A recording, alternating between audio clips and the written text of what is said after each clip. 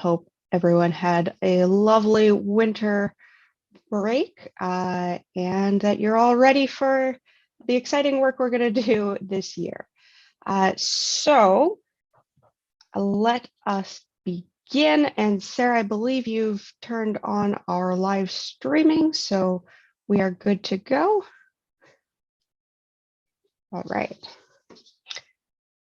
So we are going to begin today with our discussion items, the first of which is Heritage Permit Application HPA 2022 V001, which is for 178 Queen Street South. And Victoria, I believe you have a brief overview to get us started. Great, thanks, Sam. I'm just going to share my screen with everyone, so just bear with me for a moment.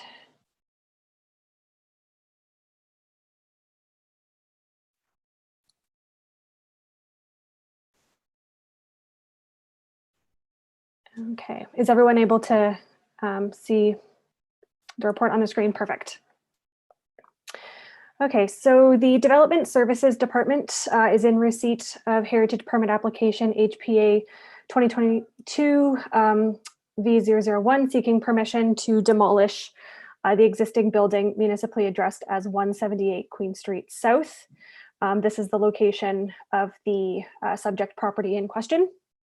So the property is located within the Victoria Park Area Heritage Conservation District and designated under Part 5 of the Ontario Heritage Act.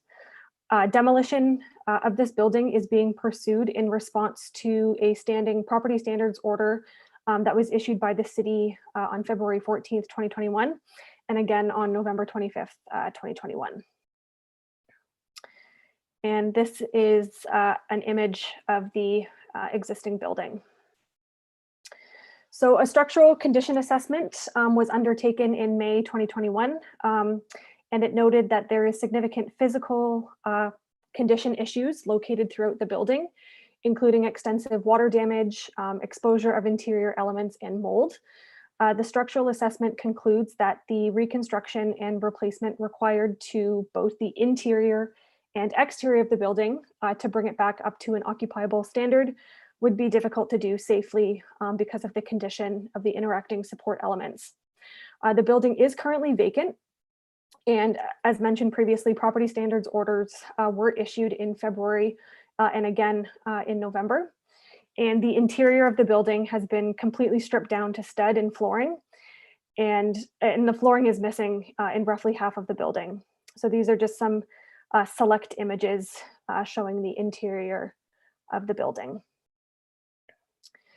So there are specific policies within the Victoria Park Area Heritage Conservation District Plan that are provided regarding demolition.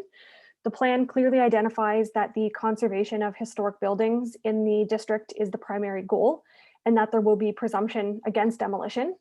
However, it is acknowledged that the intent of the plan is to discourage demolition in the residential areas, and that in the Queen Street South corridor specifically, demolition is a possibility where zoning permits significantly higher density than what presently exists. So the applicant does not have immediate plans to redevelop the property and is intending to grade and seed or sod the site until a redevelopment plan is materialized. So the Heritage Impact Assessment that was previously reviewed by the Heritage Kitchener Committee at the December meeting speaks to the site being used as parking as an interim use, but that has since been updated to be used as a green space until redevelopment plans are finalized.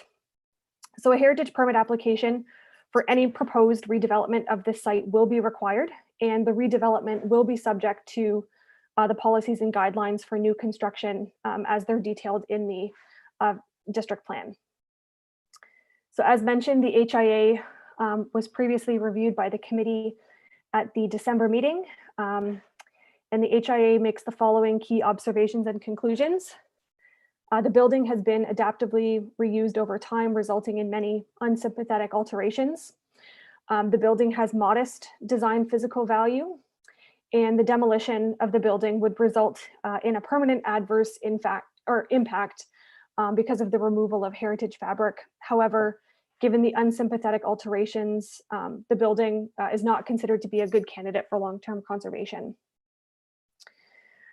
Overall, planning staff are in general agreement with the finding and conclusions of the HIA and offer the following comments. The district plan acknowledges that demolition may be appropriate and redevelopment may be a possibility. The character of the Queen Street South corridor is different from the interior stable residential areas that surround Victoria Park and make up the remainder of the district. And the plan clearly identifies that the intent of the plan is to discourage demolition within the residential areas of the district. The building does not display a high degree of cultural heritage value or interest. The integrity of the building has been compromised over time due to unsympathetic alterations. Original features of the building have been removed. And while it's acknowledged that the building does have some cultural heritage value or interest, heritage planning staff agree that this building is not considered to be a good candidate for long-term conservation, and that it would not be a candidate for individual designation if it were located outside of the district boundary. The overall impact of the proposed demolition can be considered minor. Heritage planning staff agree with the conclusions made within the HIA that the physical changes to the building are not complementary, and with the supporting information that significant mechanical, structural, and cosmetic construction costs would be required to resolve the impacts that have been made to the building. And then aside from cost, the structural assessment report prepared cites that any repair works to the building would be dangerous to perform safely, as the building's current condition is structurally weakened. So staff agree that the subject property supports rather than defines the overall character of the district, and that demolition, while still discouraged within the district, would have less impact in this location than in the residential portions of the district. And then finally, approval to demolish should be made conditional. So while the property owner does not have immediate plans to redevelop the site, in the interim, they are looking to grade and then seed or sod the site. It is anticipated that redevelopment is forthcoming, but the plan notes that empty sites diminish the stature and integrity of the remaining Queen Street South streetscape. And the structural condition report, while it recommends that the building be demolished, it also notes that the building does not appear to be in danger of imminent collapse. So heritage planning staff are of the opinion that additional conditions are warranted to ensure demolition of the building does not occur prematurely, and that this lot is not left as an empty lot in the long term. So with that said, the recommendation from staff is that pursuant to section 42 of the Ontario Heritage Act, Heritage Permit Application HPA 2022 V001 be approved to permit the demolition of the existing detached building located at 178 Queen Street South, subject to the following conditions. That preliminary plans and a timeline for redevelopment be provided to the satisfaction of heritage planning staff prior to the issuance of a demolition permit. And that is my overview of this report. Great, thank you so much, Victoria. So I believe Vanessa Hicks from MHBC is here to answer any questions that the committee may have. And Zach Zaire is also in attendance if anyone has any questions for Mr. Zaire as well. So I will open it up to the committee. Are there any questions or comments on this motion? Councillor Chapman. Yes, thank you. So I guess I'll ask you, Zach, first. Did you know this was in the Heritage District when you purchased this property?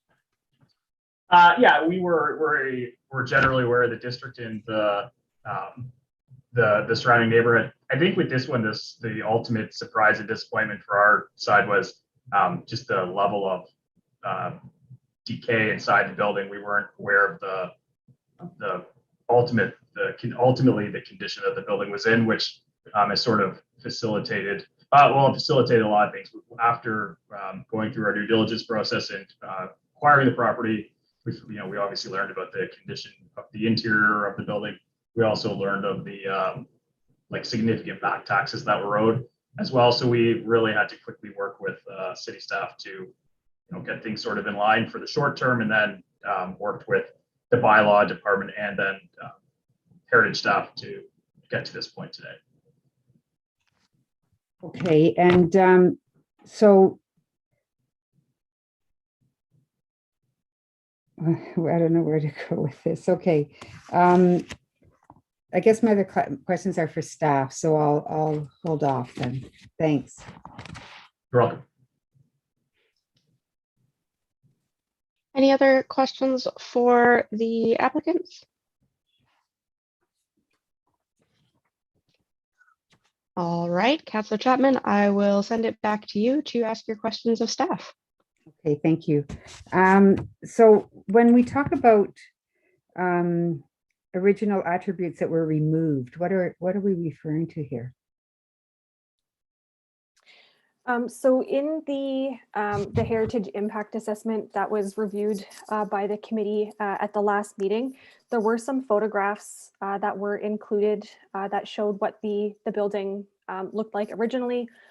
There was a front porch that was originally on the building, and some windows and things like that have been altered and removed over time as well. Windows, we don't worry too much about windows, right? I've come to learn.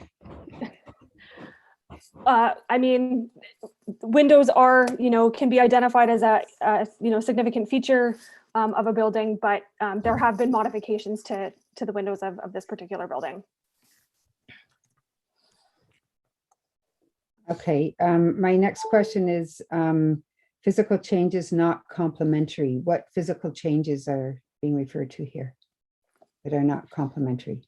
So the physical changes refer to the original features that had been removed over time and had sort of taken away from the architectural significance of the building. So it's not things that were added, it's things that were taken away, you're saying? Correct. Yeah. Okay. And what, how many buildings of this style are there in the Victoria Park Heritage District? Off the top of my head, I don't have an exact number, but I am aware that there are some other Edwardian architectural buildings within the district, but in terms of an exact number, I don't have one at this time. But like, is this one of 3, or is it like one of 50, or can we get an idea of what we're talking about here? I did see that Vanessa from MHBC has her hand up, and she may be better able to answer this question. Vanessa? Thank you. Through the chair. Yes, we completed an analysis in our heritage impact assessment to identify both the original elements that have been removed, as well as new elements that were added that would really reduce the integrity of the building. So we provided an analysis of both of those aspects, and it can be determined, just as Victoria said, that there were original elements that were removed, and we can determine those from the photographic and the illustrated evidence that was provided in my presentation last month. And to your second question, there are at least a half a dozen buildings that were constructed in the Edwardian architectural style within the Victoria Park Area Heritage Conservation District. There are different variations of this particular style in the district. However, there's at least one along Queen Street in the same area, I think just half a block down, that is of the same magnitude and the same style. And that's just within the local community and within the Victoria Park Heritage District. There are many others in the city of Kitchener, as well as the province of Ontario. There would be countless in the province of Ontario. So to answer your question simply, it is not a rare or unique building in that aspect. Thank you. Okay, I'll stop there because I see Peter has his hand up. Thank you. Peter? Yes, I have a question. So the staff recommendation is that to allow demolition, but prior to granting that permission, there has to be a plan presented by the developer for the timeline for the demolition and the reconstruction of the site? Is that correct? Yeah, I would be looking for just a preliminary idea of what is proposed in this location, as well as an estimated timeline for when that would actually be pursued. Okay, is there, so if it's proposed and if the timelines are not met, are there any consequences for that? That information would have to be provided to the satisfaction to heritage planning staff prior to staff signing off on the demolition permit. So the demolition wouldn't proceed until we have the information that we're looking for. But is there any obligation on the part of the developer if they decide not to develop the site within the proposed timelines?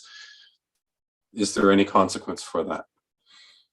That is, yeah, something that we would, need to look at and consider once we have the information that's been provided to us. Thank you. Garrett, I'm anticipating that you have a response to this question. Yes, through you, Chair. So the demolition control policy that applies in the city of Kitchener allows the city to require redevelopment within 2 years, but that's for properties which are subject to demolition control, and they have to be zoned residential 1 through 6. So this property is not zoned residential 1 through 6, so we would not impose that condition. So there would be no obligation for redevelopment.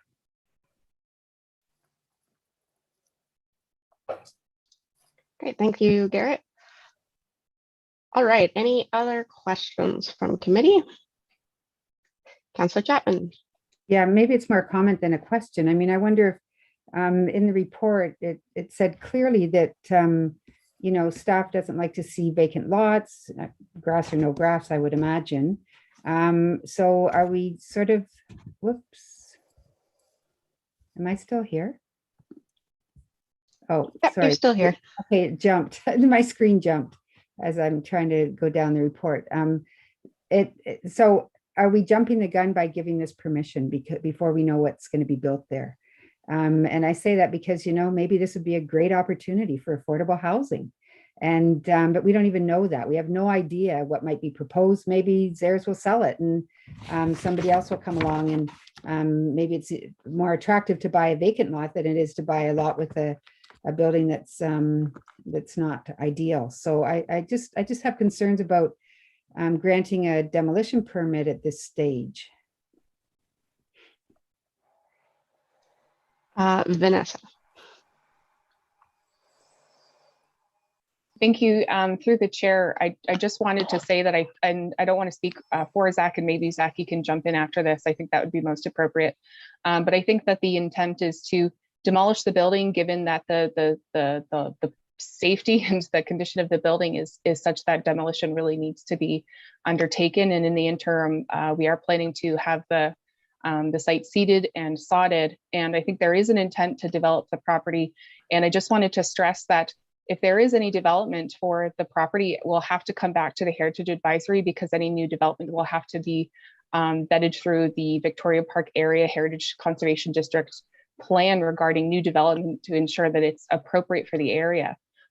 So I have been working with the property owner closely, and there are no current plans for redevelopment. However, that is the intent, and we would like to further explore options for redevelopment to make sure that we're appropriately considering the context and the area and the development potential for this area. So I think that the important part is that we have done our analysis and determined that this is not a good candidate for conservation, and that demolition is really important at this time. So I think that's all I wanted to note. Zach, maybe you had something to add to that. Yeah, thanks. So for full transparency, we own the neighboring residential house beside the site. We obviously view this area as an area that is, prime for future redevelopment. That's the core business that we're in. But we also understand the processes that we need to go through to get those approvals in place. Obviously working with this committee as well as, planning staff and council as a whole. So when we purchased this site in question that we're speaking about here today, the intention wasn't to move to demolition this quickly. This is really manifested out of the condition that the building is in, the state of sort of disrepair. We worked with bylaw to get as much of the exterior of the building sort of cleaned up as we could temporarily to avoid, break-ins, et cetera, as that posed a large risk. But yeah, like I said, we ultimately view this area or this site as a prime site for redevelopment. This demolition application has come much quicker than we had originally anticipated when going through our due diligence on both those properties, but it's manifested itself out of the current state of the building. We don't really see any other options right now to ensure safety of our own staff, but also public, obviously, in general as well.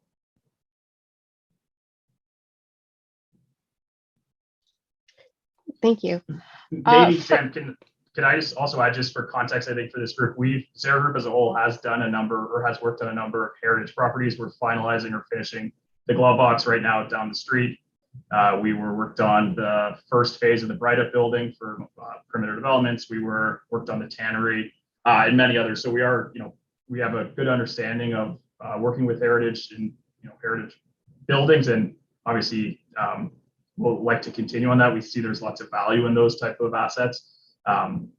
This is just a very unique situation where once we really got our hands on the product or on the house, we didn't feel like there was much other options than to go down this path, and that's why we've done it so quickly, or at least we feel like it's been done so quickly. All right, thank you. Other questions from committee? Donnie. Thank you, Chair. I think this is a question to the client. So in the event that you do sod the area, will it be publicly available or will it be behind a fence or? Yeah, well, I don't think we would fence it off. I think we'd work with city standards to determine how we deal with the space. Obviously, sodding it in is the requirement, and we're certainly happy to work with that. There's some probably liability that we'll need to figure out between the city of Kitchener and us as private business owners, but I think that's relatively easy to work through in the grand scheme of things. But yeah, we're not looking to block this thing off and make it inaccessible. We're looking to at least in the short term, make it open to the general public, assuming we can get through all the sort of behind the scenes in like insurance and liability things, which I suspect we could fairly easily.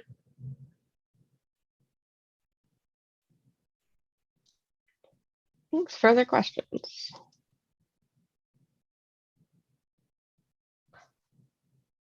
All right, seeing none, this is an item that requires a motion, so I will need someone to move this.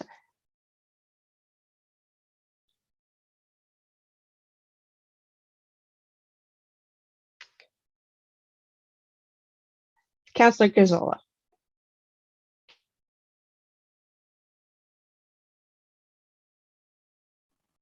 Sorry about that. Sorry. Yeah, I'll move the staff recommendation. All right, thank you, Councillor Gazzola. Do we have it's been a while since we've had a motion. Sarah, can you remind me, we need a seconder for this, correct? Through the chair, yes, that is my understanding. Perfect, thank you. Do I have someone who can second this motion? Donnie, thank you. All right. So the motion as Victoria, wow, it's clearly early January. So the motion as Victoria outlined and which is in your agenda is that pursuant to Section 42 of the Ontario Heritage Act, Heritage Permit Application HPA 2022V001 be approved as outlined in Development Services Department Report DSD 20222011 to permit the demolition of the existing detached building located at 178 Queen Street South, subject to the following conditions. One, that preliminary plans and a timeline for redevelopment be provided to the satisfaction of Heritage Planning staff prior to the issuance of a demolition permit. All of those in favor, if you can please raise your hands so that I can see them. All right. Everyone's moving around, so I'm going to have to count these.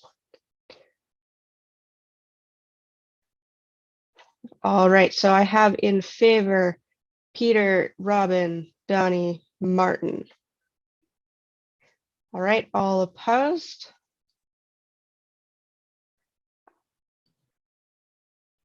Peter, I see your hand is raised. Are you? Okay, thank you. You know what? This isn't working. I thought I could do it this way. I apologize. I'm just going to go down the list and you can tell me.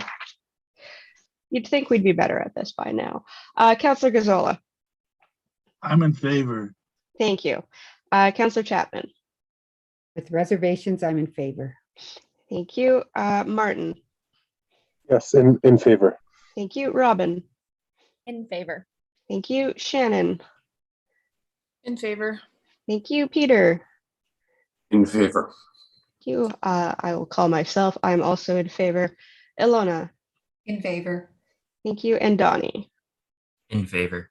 Thank you. Did I miss anyone? All right. Thank you all. So that does pass unanimously, but I believe because it's a demolition, it still goes to City Council. Is that correct? Through the chair, yes, that is correct. Perfect. Thank you so much, Victoria. So that will go to City Council at the end of the month in January when they meet, because I forgot to look up the date of that meeting. I apologize. Okay, so we will move on to item 3.2 then, which is the Heritage Permit Application HPA 2022 IV002, which is for 1 King Street East for proposed signage. So Victoria, I will pass it to you for the overview of this permit application. Thank you, Sam. I'm just going to share my screen again with everyone.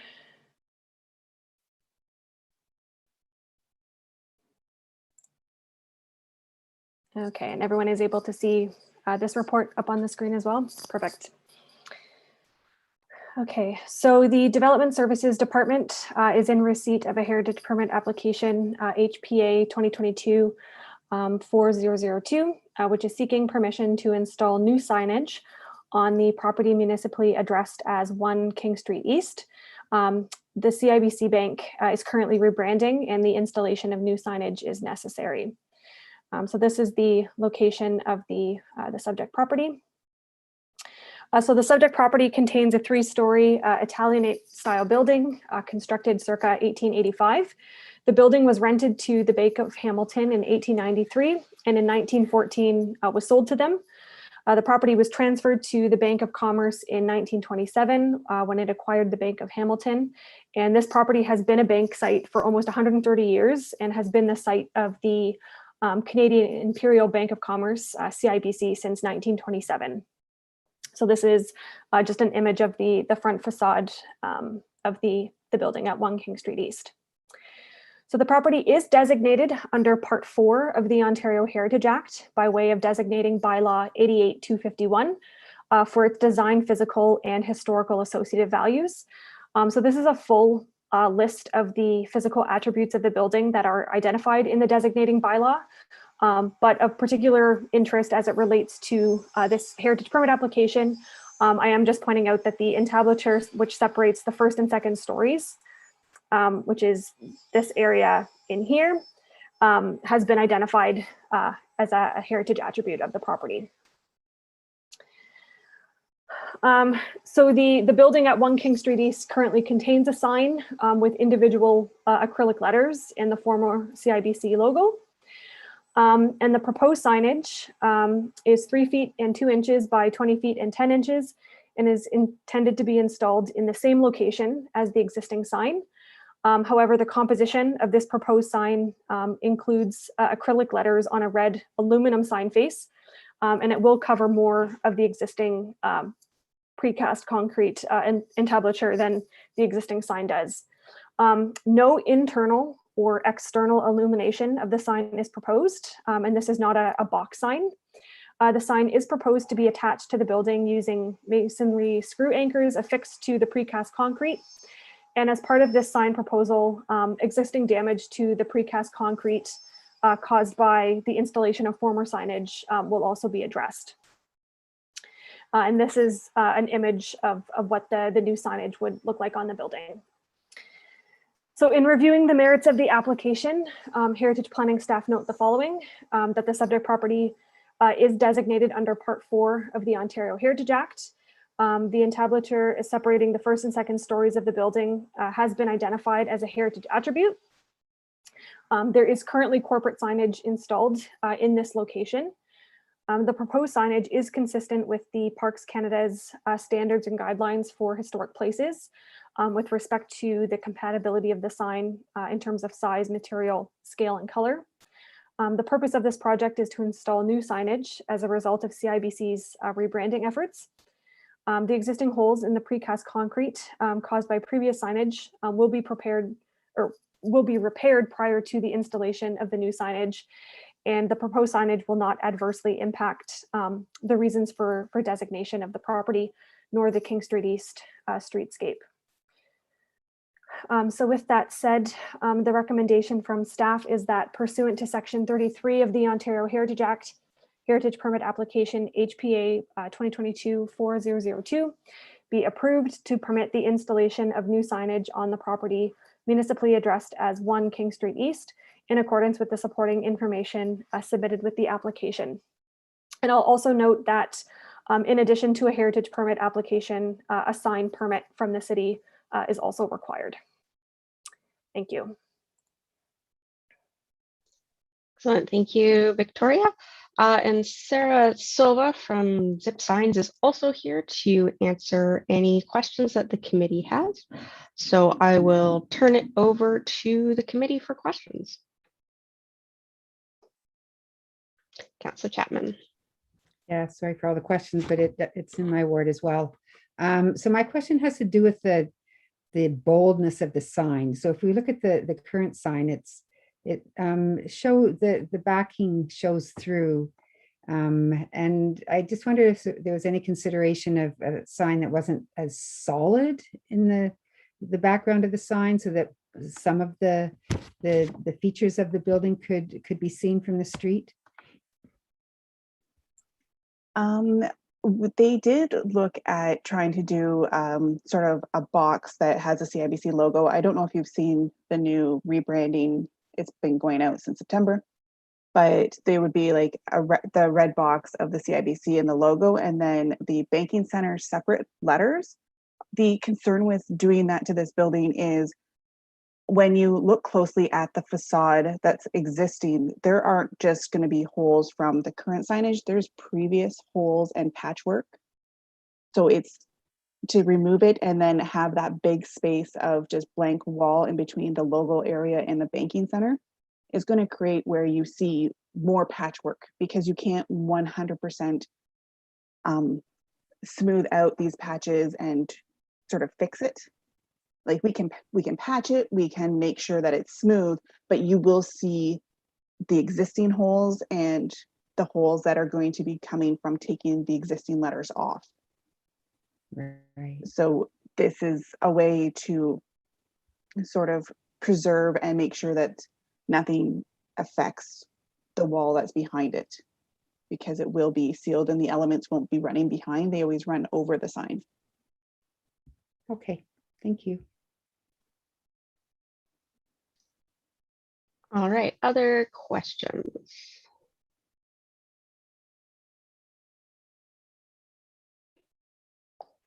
All right, seeing none, this is also a motion, which means that it will also require a mover and a seconder.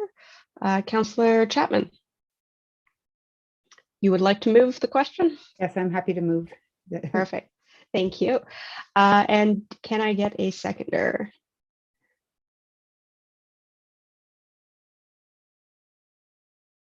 Donnie. Thank you, Donnie. All right. So this motion, let me make sure I read the right one.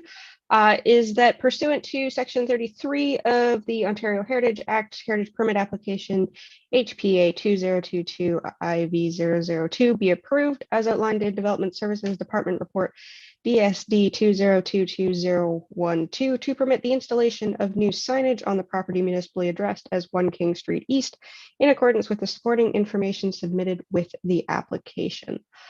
I will also go through the list of folks. Councillor Chapman. In favor. Thank you. Councillor Gazzola. In favor. Thank you. Martin. In favor. Thank you. Robin. In favor. Thank you. Shannon. In favor. Thank you. Peter. In favor. Thank you. I'll call myself. I am in favor. Ilona. In favor. Thank you. And Donnie. In favor. All right. And is there anyone that I missed? Excellent. So that is also unanimous and I believe does not need to go to council. Through the chair, since it was unanimous approval from the committee, it does not need to go to council. Perfect. Thank you so much, Victoria. So it will move forward in its process then. All right, so we are going to then move on to item 3.3, which is the heritage permit application for 53 Margaret Avenue. And Victoria, I'll pass it back to you once again. Perfect, thank you. I'm just going to share my screen once more. Assuming everyone can see this report as well. Perfect.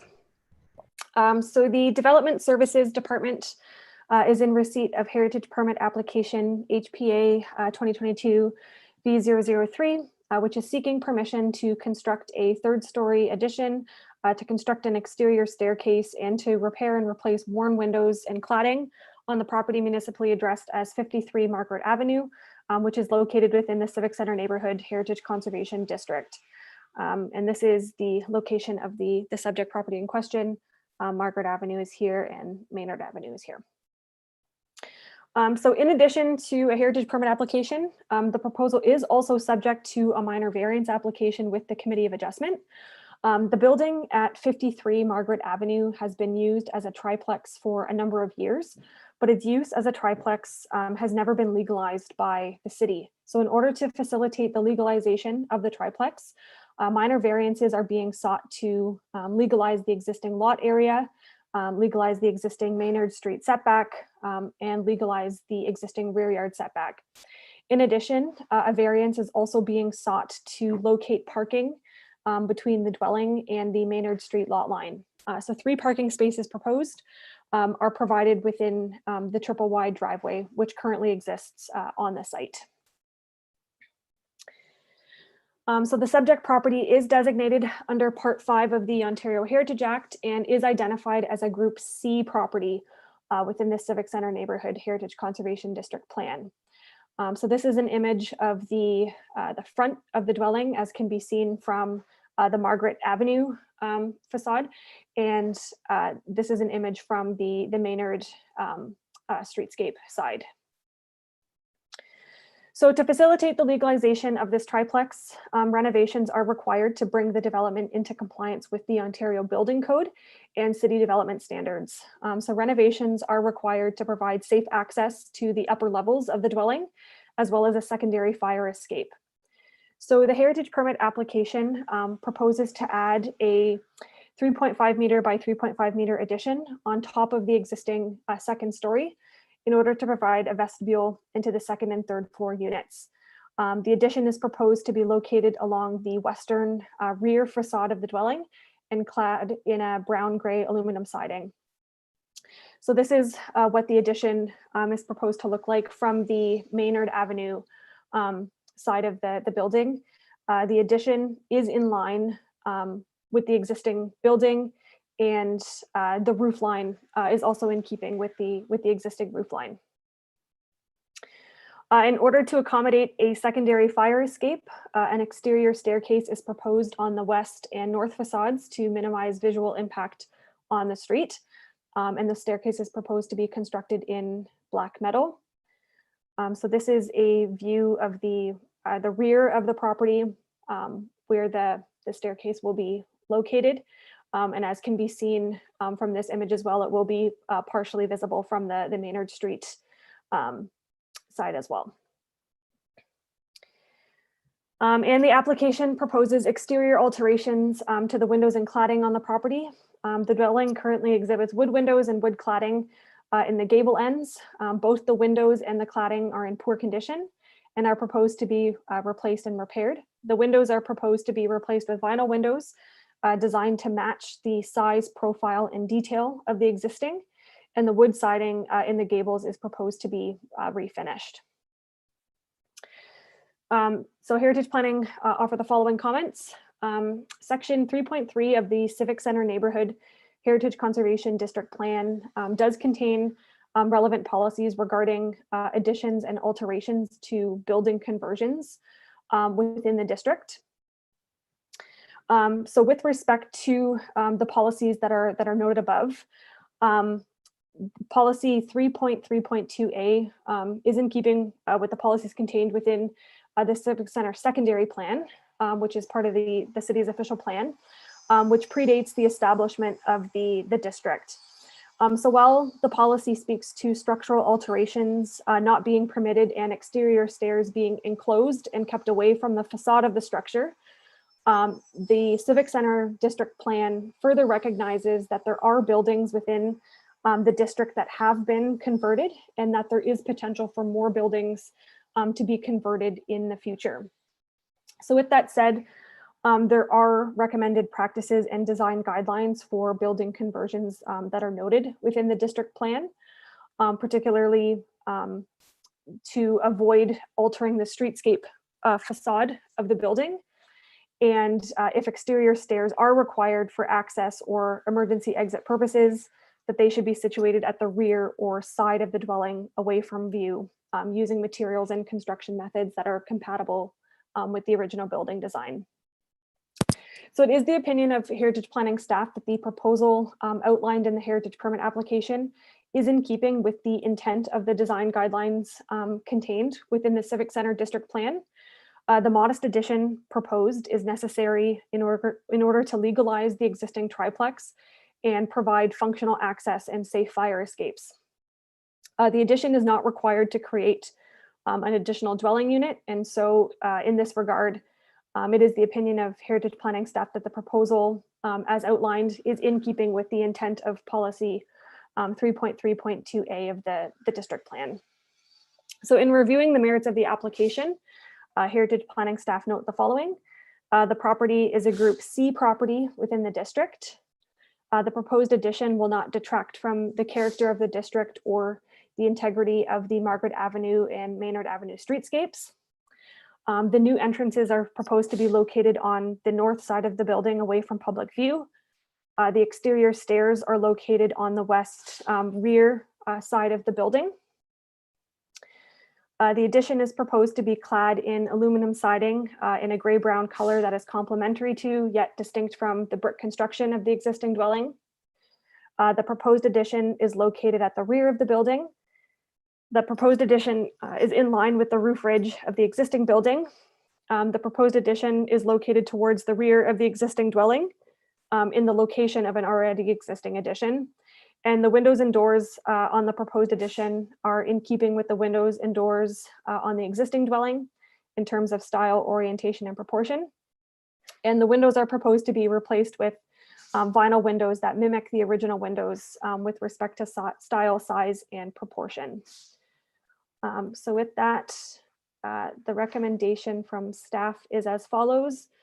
That pursuant to Section 42 of the Ontario Heritage Act, Heritage Permit Application HPA 2022 V003 be approved to permit the construction of a third-story addition, the construction of an exterior staircase on the west facade, and the repair and replacement of worn windows and cladding on the property municipally addressed as 53 Margaret Avenue, in accordance with the supplementary information submitted with the application and subject to the following condition: that final building permit drawings be reviewed and heritage clearance be provided by Heritage Planning staff prior to the issuance of a building permit. Thank you. Thank you, Victoria. All right, so Dave Galbraith from IBI Group is also here to respond to questions. So I will open it up to committee.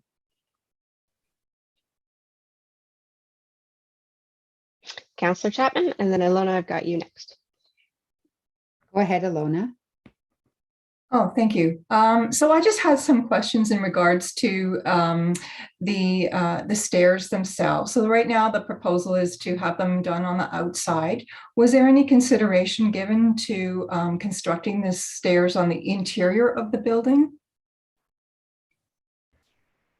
Our architectural design team did investigate that option, but it would have severely impacted the layout, the interior layouts of the second and ground floor units.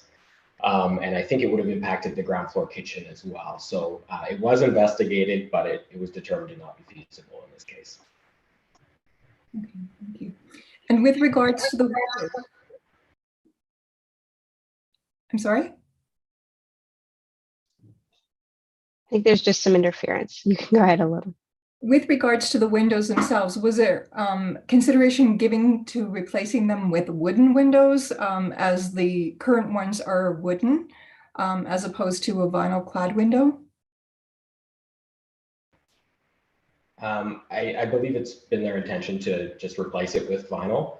I don't think they had explored the wooden windows for the replacement, but again, they're looking to replicate the style of the windows themselves. Was it at least possible to see if there was a difference in price? To see what the difference would be, because I think that in our being given that it's a heritage district, we want to maintain the character, especially if it's street facing.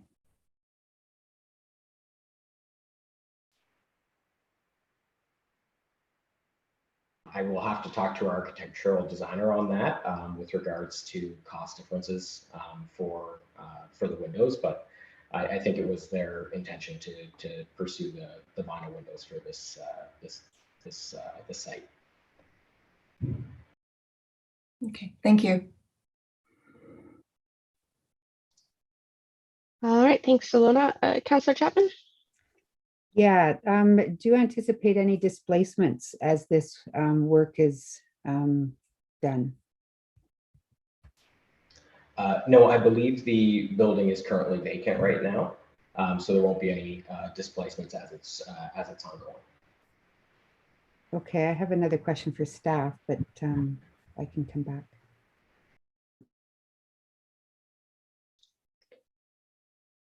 Why don't you go ahead, Councillor Chapman, and we'll go from there.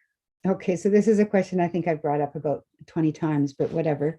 It looks like a beautiful building, right? And one thing I often wonder about and worry about is as we add alterations to the existing building, then, a couple of years down the road, we come and say, hey, well, we did these alterations and it's lost its heritage attributes and value. And yes, let's demolish it. So I worry about that when we do something of this sort, which is quite visible from the street and does change the heritage look of the building. So maybe staff can reassure me that that in this case, an alteration of this sort will not in the future be a justification for demolition or radical changes. Through the chair, it is the opinion of a heritage planning staff that the alterations proposed to this building are in keeping with the architectural style of the existing building, and that the addition proposed, while it is distinct from the existing building, it is complementary to what is existing. So as mentioned, it is the opinion of staff that what's being proposed here is appropriate for the district.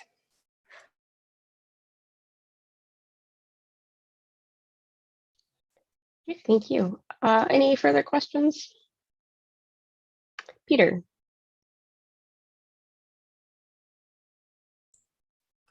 Yeah, I just wanted to speak briefly about the vinyl windows.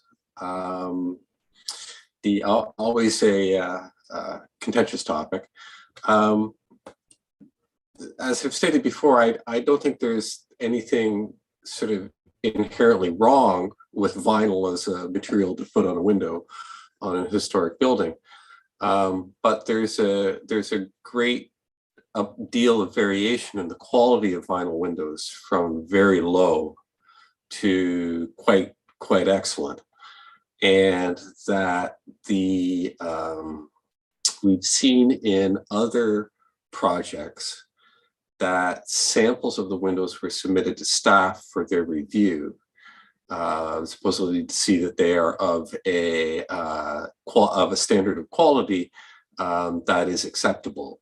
I would suggest that maybe we might want to amend it to not just review the building permit application, but also that there's a required submission of them to review a submitted sample of the windows as well.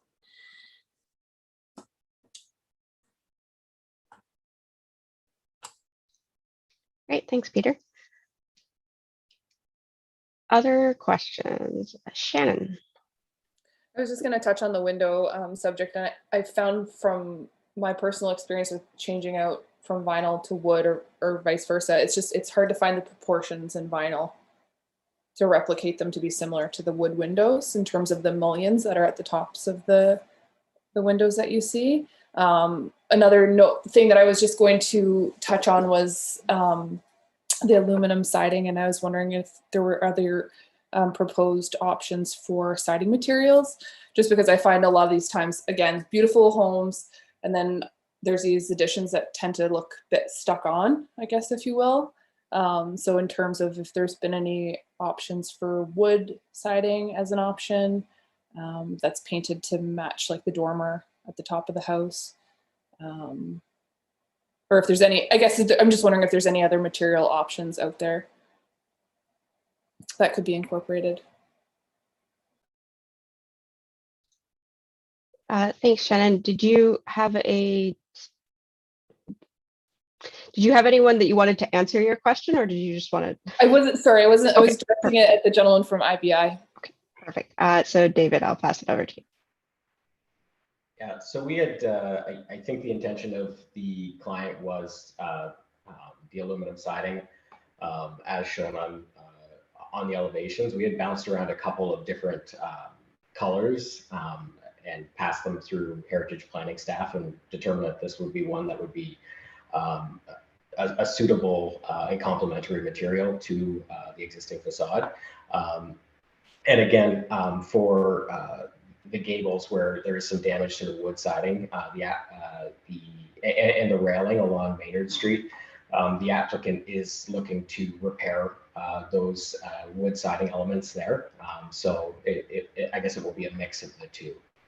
And then I just wanted to say to Peter's comment before that I think the applicant would be amenable to submitting a sample of the windows to staff as part of the building permit application as well. Great, thank you. Any further questions from committee?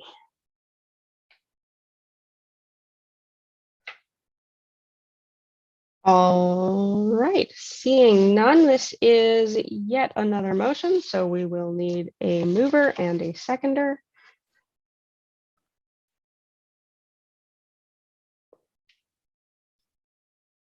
You're all being very shy today. Peter.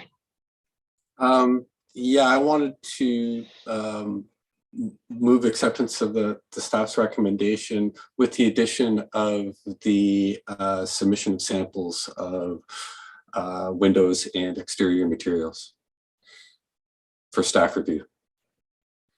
Okay. Is that how it's done? I believe so. So you want to make an amendment to add a second condition. Okay. Sarah, are you going to be able to help me out on this just to make sure I get the procedure right on this? Do we need to move the motion and then add the amendment? My understanding is that because it hasn't been moved already, Peter can move it as amended to include his second condition. And if you have a seconder, that will take care of everything. Perfect. Awesome. All right. So, Peter, I just want to make sure that we have the correct condition for the minutes. So the second condition is that samples of the window material be provided to staff. I would say that samples of the windows have to be submitted to staff, as well as samples of exterior materials. So those two items. Okay, so samples of windows and exterior materials be submitted to staff. Victoria, does that all work for you?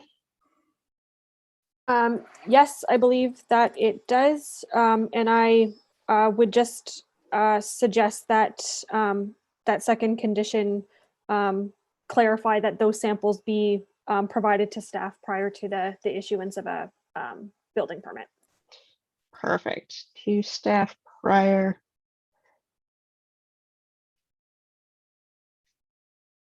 Isn't this fun? Okay, perfect. Thanks, everyone. Okay, so we now have a motion on the floor that is the original motion that you all have in your agenda, with the addition of a second condition that is samples of windows and exterior materials be provided to Heritage Planning staff prior to the issuance of the building permit. So do we have a seconder for the motion as amended?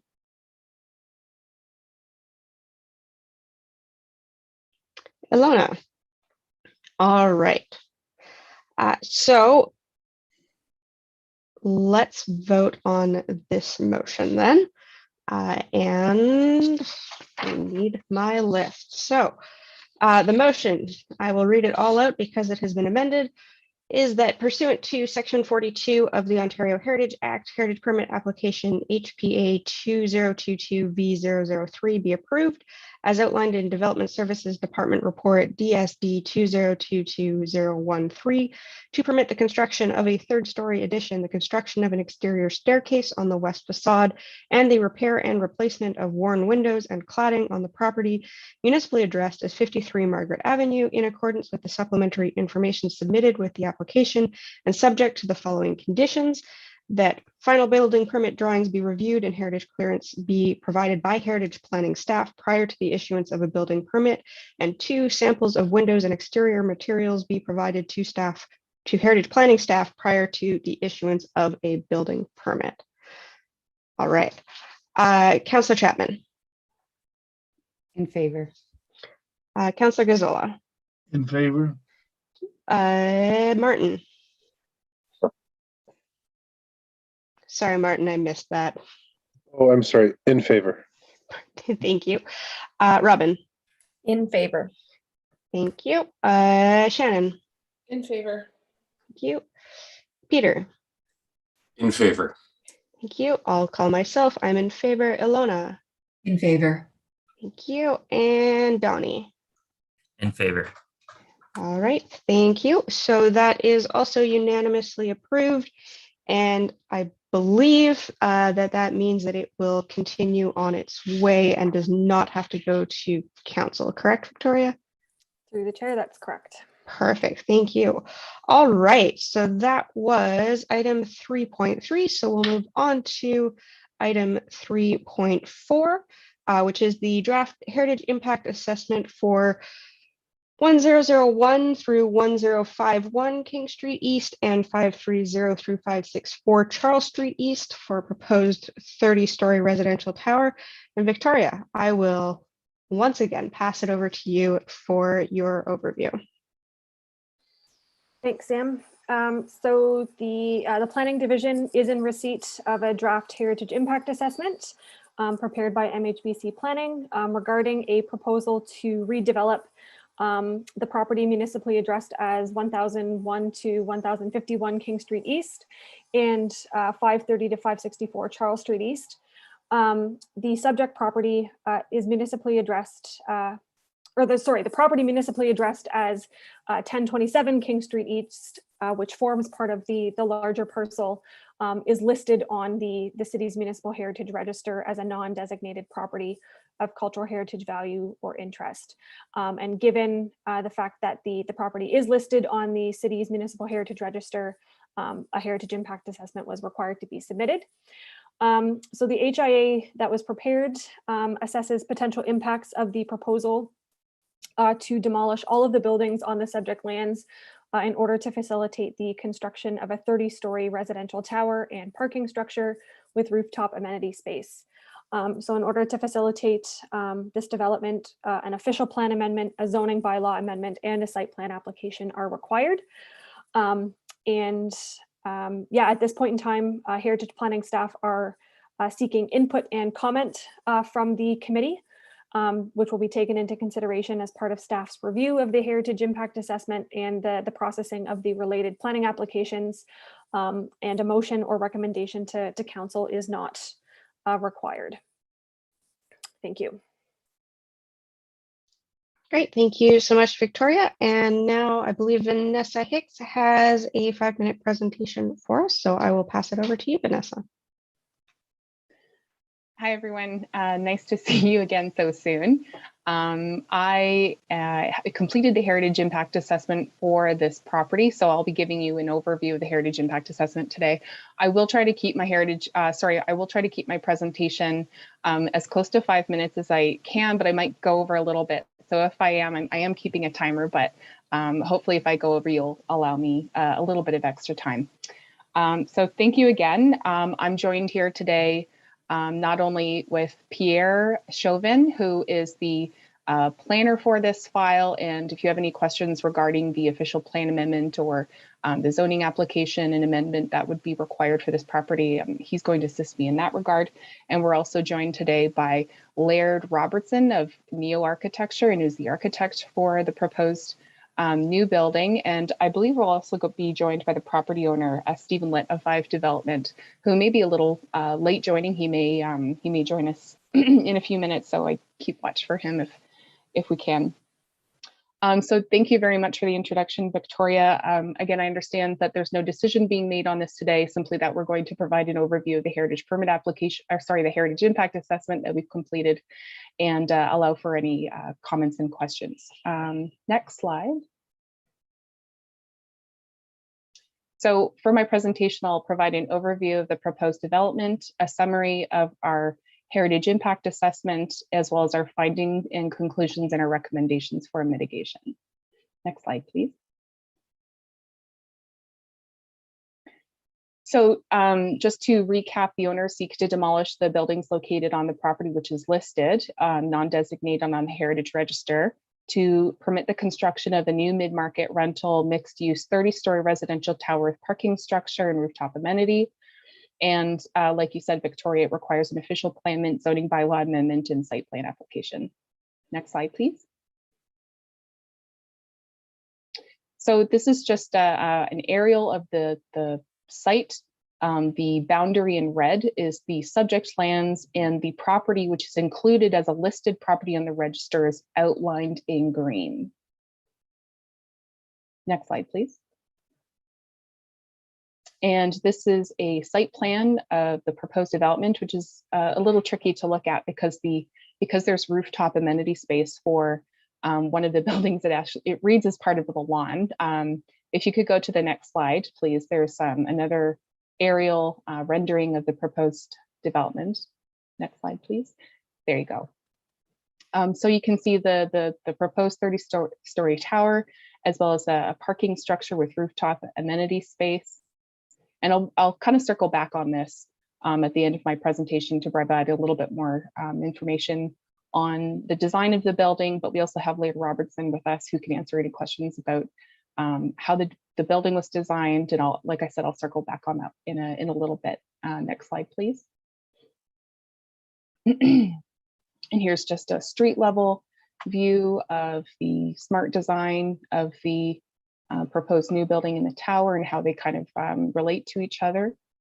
Next slide, please. So this is just to kind of cover off what the land use intent for the subject property is. The official plan identifies that it is within the King Street mixed use corridor, and it is zoned for high intensity mixed use corridor. So that is the permitted land use and the intent for this property. Next slide, please. Okay, so getting into our analysis of the property, when I arrived on the site, it's very easy to see that the buildings which are existing are kind of an interesting sort of hodgepodge of buildings. And while I was doing my heritage analysis, I had to identify the different portions of the building that were constructed over time. So what you're looking at is an image from our heritage impact assessment, which tries to show the different parts of the building. The first building that was constructed is A, followed by C, and then B, which is this kind of long portion of the building that runs between A and C. E and D are 20th century sort of outbuildings and storage areas. And if you'll click to the next slide, please, I'll provide more information on the particular parts of this building. So what you're looking at now is portion C. This was constructed after portion A. And you can see that this is what it looks like currently from the street. You can click to the next slide and see that the interior of the building has been completely gutted. It's sort of like this for the entire part of the building. It's now car parts use, and the rear of the building is full of metal racking and car parts and storage. So there's really very little left inside the building. Click to the next slide, please. So this is the original portion of the building that was constructed first at approximately 1915, 1916. So we took a look at the inside of the building to determine the integrity of the building and what it looks like. And if you click to the next slide, you can see that it's been modified to heavily modified. A lot of the walls have sort of been partitioned off. Next slide, please. There's a lot of evidence of fire damage here as well. In a few different parts of the building, you can tell that the timbers are charred black. So there's some issues here related to fire damage. I'm not too certain on the extent of the fire damage, but I would expect that the timbers have been compromised in some degree. Next slide, please. And the remaining portion of the building that we looked at, and you can see what I mean here by the different parts of the building are so obviously constructed in different styles and at different times. So it's quite a hodgepodge here. And the remaining portion is what I call portion B. And the front portion here is what we refer to as the Art Deco tower. If you click to the next slide, please, I'll show you what that looks like. So the sole purpose of this tower is to facilitate a staircase and a front window. So if you click to the next stairs, you can kind of see what's left of the stairs. It's this interesting green color. Excuse me, next slide, please. So given that we did an inspection of all the different portions of the building and had to complete our analysis with an understanding that the different parts of the building will have different levels of value, particularly design value. So what we just determined was that the different sections of the building have different degrees of design, physical value, and integrity. And the only portion of the building which has some design value and has retained some of its integrity is the central Art Deco tower. The entire property and all three parts of the building are associated with the Onward Manufacturing Company, which began in 1916 and lasted all the way up to the 1980s. The site, or the company itself, I think, began manufacturing ballpoint pens and evolved to such an extent that it started to manufacture vacuums. And under the names, I think the sole rights to selling and manufacturing Eureka and Triumph vacuums. And then the company went on to evolve again and went to include barbecues like Broil King and Sterling. We did an analysis of contextual value, which is limited, with the exception that the building is visible along Onward Avenue, which is adjacent to the site. So the building sort of has a termination of a view as you're standing along and walking along Onward Avenue. And I'll provide some pictures of what I mean by that in the next couple of slides. Next slide, please. So I was able to find a picture of what this building would have looked like maybe mid 20th century, so probably around the 1950s.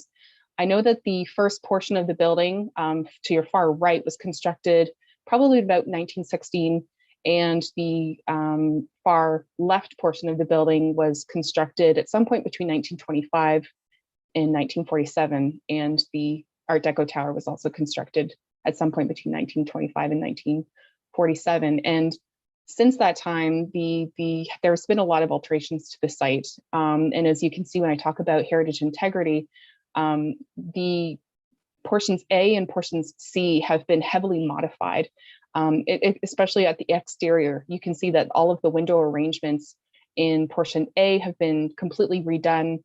And portion B, all of the windows, especially at the sides, there were large sort of floor to ceiling industrial style windows which have been entirely parged over, so that all of the sides and the side and rear portions of the building are now just a blank wall. The windows were left in place and just parged over. So we did some assessment of both design and integrity. Next slide, please. So given that we identified that the Art Deco Tower does have a degree of design physical value and integrity, we started to work with the developer to determine whether or not there was some opportunity to save the tower and to integrate it with the proposed development. So at that point, there was a structural condition report that was undertaken, and the structural report identified that there were a couple of main issues regarding the Art Deco Tower. So I'll just kind of go into a couple of points regarding the Art Deco Tower. And the first point that was quite obvious when we started this project is that if you look at how the buildings were constructed over time, being that part A was constructed and part B was constructed, or sorry, part A and part C were constructed, the central tower portion relies on sections A and C for its structural stability. It was never intended to be constructed as a standalone structure. In fact, the poured concrete foundation shares a foundation for the other buildings. So there would be a great degree of difficulty in trying to remove the portions of the building that don't have any integrity or design value and try to figure out how to keep that building there or relocate it. Now, the condition of the building and its current materials the problems was kind of compounded by the fact that the structural report identified that the tower portion of the building is constructed of something that's referred to as hollow clay bricks. Brick is actually really not the right term for it. It's a hollow clay block. So if you look at the blocks on your screen, you're seeing the blocks that the tower is constructed of, that the structural engineers were able to find a photo of. So if you can think about these hollow clay tiles, not as a brick, but as an actual hollow block that is constructed of something that's similar to like a terracotta pot, if you will, perhaps a stronger version of a terracotta pot, but something that when it's constructed, it's meant to be something that's kind of quick and dirty. It was really affordable and cheap at the time. It's not rare. We see these pop up. It's kind of hard to see them because in this particular building, they constructed this really quickly in a kind of a flashy style at the time, but they covered it with 4-inch concrete veneer. So you couldn't see the hollow clay tiles at the center. And as you can imagine, because it's made of this clay or terracotta material, it has some compressive strength, so you can build with it. But as you try to work with it and remove it, because it's mortared into place, it can be quite fragile and it's extremely difficult to work with. So as we were looking at options for whether or not portions of this building could be salvaged, we found that the condition is such that it's really not a good candidate for long-term conservation, simply because of the feasibility of the building and the way it was constructed. And should any option for relocation be carried on, I think that the building would have to be restructured and have to be stabilized in such a way that any alterations that were intended to keep the building would probably result in significantly changing how the building looks. So we investigated options for retaining some portions of the building, particularly Art Deco tower. But really, this is why we have come to a place where we're looking for demolition and for having some mitigation for demolition. Next slide, please. So just circling back on what I mean by the termination of view from Onward Avenue, you can see the photographs below of what is existing now and what is proposed. There was a cultural heritage landscape study that was done that identified that there is this view. It's not protected, it's not designated, but there was identification of the fact that you can stand on Onward Avenue and you have this nice termination of a view of this particular building. Obviously, the building has changed over time, and the proposed new building has been thoughtfully and smartly designed so that we can retain this sort of view and a nice termination and add to the quality of the streetscape. Next slide, please. So in terms of mitigation recommendations, we are looking to document the building and the site with the submission of a documentation and salvage report. I'm particularly interested in a Eureka tile in the Art Deco style tower that may be able to be removed as a commemoration piece. That was really the only thing that I saw from the Art Deco portion of the building that could be potentially used on site as a commemorative piece. So we'd be looking to submit a documentation and salvage report in order to address that, and also to recommend a plaque be erected on site to indicate that the property was once occupied by the Onward Manufacturing Company. Next slide, please. Thank you.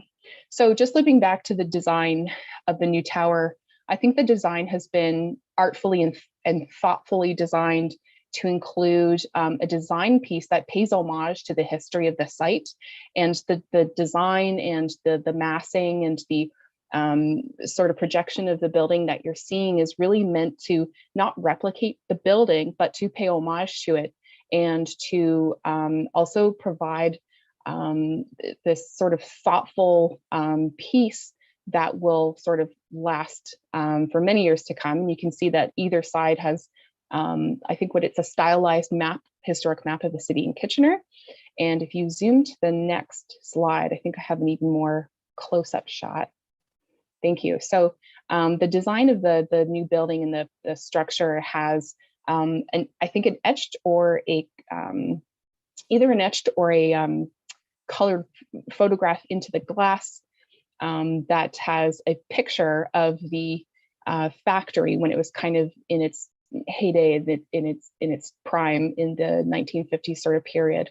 So I think this in itself is a form of commemoration because, we've really tried to create something that, unfortunately, we don't believe the tower can be saved, but we have tried to work with the designer and the architect on this particular piece. So Laird, I hope I did that justice, but if anyone has any questions about the design of this new piece, I hope that we would reach out to Laird, who's with us today. Next slide, please. So thank you. I think that took over 15 minutes, so I'm so sorry about that, but I did want to have the opportunity to explain some of that in detail. So thank you for allowing me for the time, and if you have any questions, myself as well as Pierre and Laird are all here. Thank you. Thank you for that detailed overview, Vanessa. I know we all appreciate that. So to the committee, because there's no motion required on this item and staff is seeking feedback from you, I will be welcoming your comments and questions. And as Vanessa mentioned, she is here to respond to any questions, as are Pierre and Laird, and I do not believe Stephen is here, so they are here to respond to any questions that anyone has. So I will open the floor to committee members for questions and comments. I know Stephen is here, but I don't believe he's having difficulty logging on. Okay, perfect. I do see that he is in attendance. So hopefully he'll be able to join us momentarily. Vanessa, I see your hand is raised. Sorry. Okay. Just wanted to see that Stephen was let in. Sorry. Perfect. All right. So comments or questions from the committee?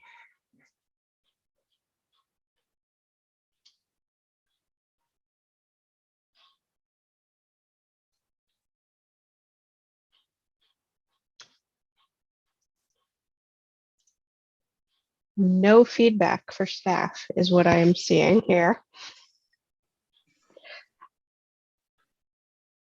Councillor Gazzola, I see you've unmuted. Do you have something you wish to contribute or? Okay. No, I'm sorry. That was just an accident. No, I'm not sure if it was mentioned, but is the building designated now? It's not a designated building, is it? Vanessa? No, through the chair, if the building is listed on the registry, it is not a designated property and is not not located within a designated cultural heritage landscape or heritage conservation district. It's on the list. Okay, that's fine. Thank you. Thanks. Councillor Chapman, I saw you had your hand raised. Nope. Okay.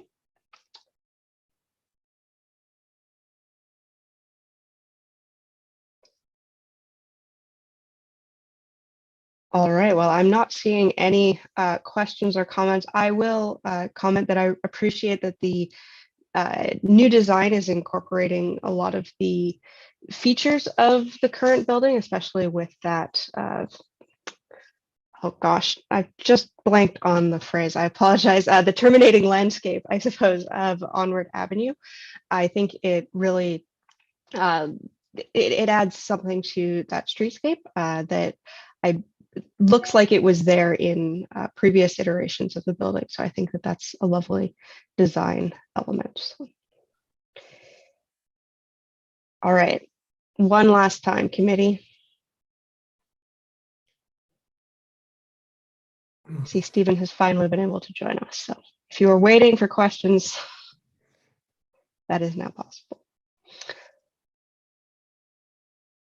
All right, well, I'm not seeing any questions or comments, so I apologize, Victoria. There's very little feedback for you for this item. So thank you to all of you for attending to present the draft HIA, and we will move on to our next item then. Thank you, everyone. All right, so our next item is our subcommittee updates. And I know that it has been a little bit of a short month since we last met. So I will ask our subcommittee team leads to provide any updates that they do have. And I will start with Robin, because I can see your face. Yay, and my update's easy. We were trying to schedule something the week before Christmas and the week after.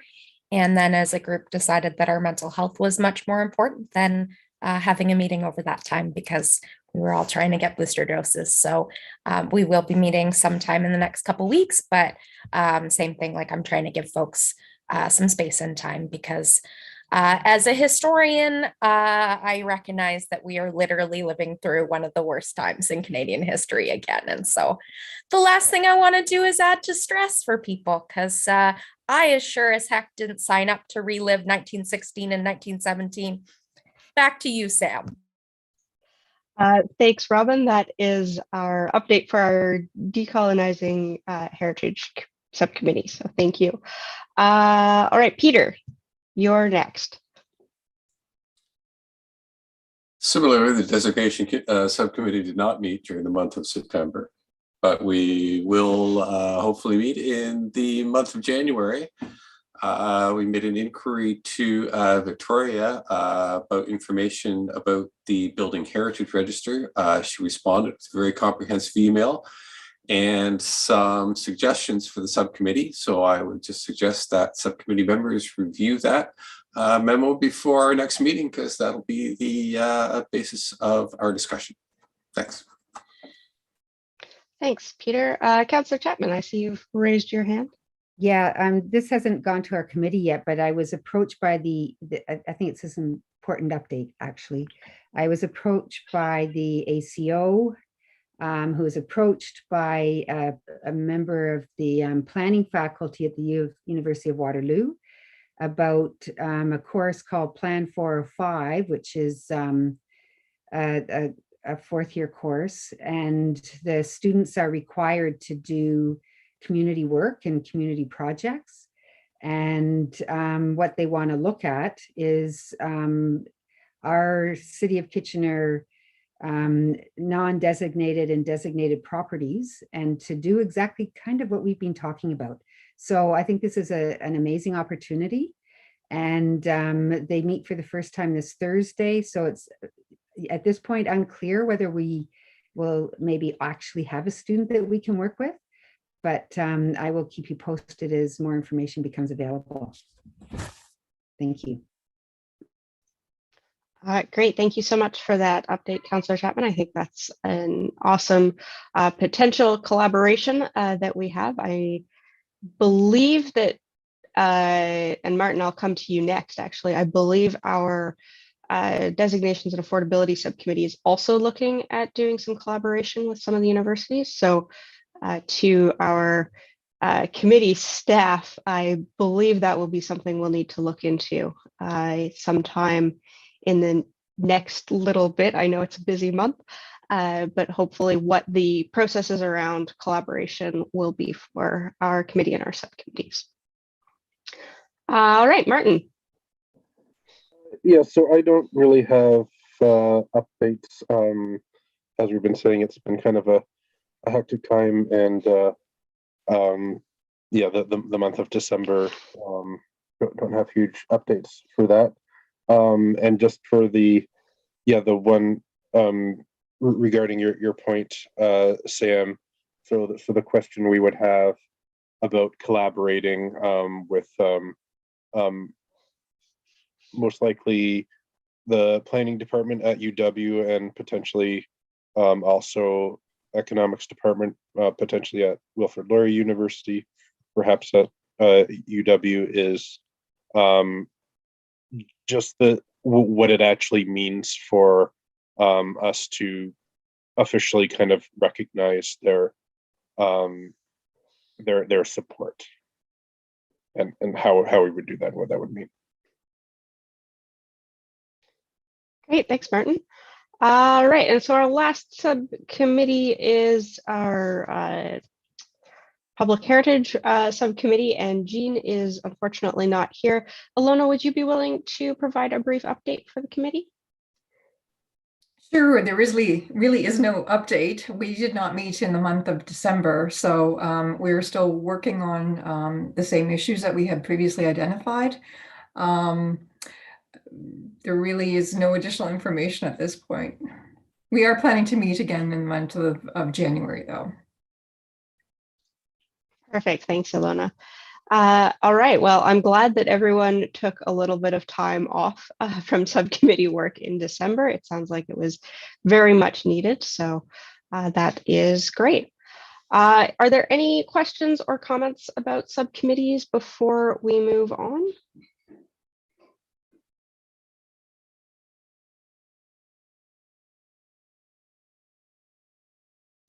Right. And Shannon, I know that you are still pretty new to Heritage Kitchener. So if you do have any questions and if you'd like to chat about any of the subcommittees, feel free to ask questions now, or we can communicate via email as well, if that would be helpful. Okay, lovely. Thank you. Yeah, I have it. It's right on. I'm just writing it down right now. Perfect. All right. Well, seeing no current questions, I think we'll move on to our next item, which is our status updates for Heritage Best Practices and our 2022 priorities and Heritage Impact Assessment follow-ups. So Victoria, I'll pass it over to you. Yep, through the chair, no updates to provide the committee with this month, but I did just want to mention again and remind the committee that this will be my last meeting with the committee for the next 18 months or so, as I am going to be taking a parental leave. So my last day in the office is actually January 7th, this Friday. So trying to wrap up a bunch of different things before I go off on leave. But yeah, I will have a replacement that will be joining the committee in future. But yeah, in the meantime, yeah, just bear with the fact that we're going to be slim on heritage planning staff until that replacement is fully onboarded. So yeah, wish you all the best over the next little while, and excited to see what work continues on with this committee over the duration of the next 18 months. Great, and thank you, Victoria, for all of your hard work over the last year with this iteration of the committee. I know we've put a lot of work on you, and you've been on your own for a lot of it. So thank you very much. We appreciate everything that you've done, and we look forward to welcoming you back when you do eventually return in 18 months. Some of us will still be here, maybe. Okay, so if that's it for our status updates, as well as our information items, you should all have your heritage permit application tracking sheet at the end of your agenda. So if anyone has any questions or comments about that, I will entertain those. All right. Well then, we will adjourn a half hour early, which seems to be a record for this group. So thank you all so much for your participation this evening, and we